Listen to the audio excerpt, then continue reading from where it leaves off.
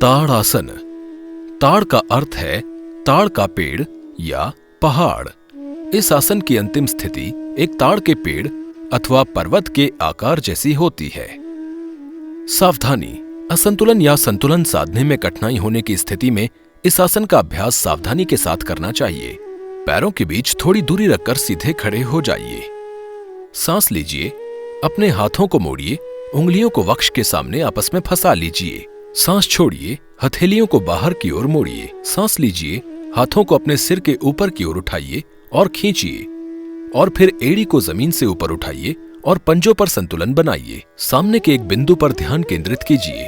विश्राम कीजिए और कम से कम 3 सांसों तक इस स्थिति को बनाए रखिए। शरीर के वजन को पैर की उंगलियों पर समान रूप से संतुलित कीजिए। शरीर को सीधा रखिए,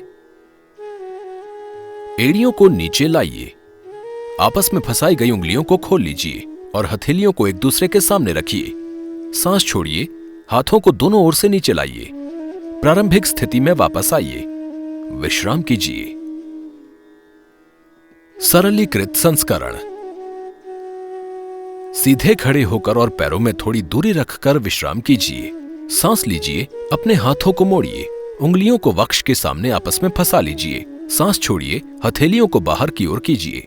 सांस लीजिए, हाथों को अपने सिर के ऊपर की ओर उठाइए और खींचिए। सांस छोड़िए, आपस में फंसाई गई हथेलियों को बाहर की ओर मोड़िए और हाथों को सिर पर रखिए। एड़ियों को जमीन से ऊपर ना उठाएं।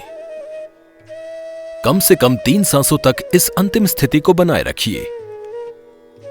सांस लीजिए, हाथों को सिर के ऊपर उठाइए और खींचिए। आपस में फंसाई गई उंगलियों को खोल लीजिए और हथेलियों को एक दूसरे के सामने रखिए। सांस छोड़िए, हाथों को दोनों ओर से नीचे लाइए। वापस प्रारंभिक स्थिति में आ जाइए।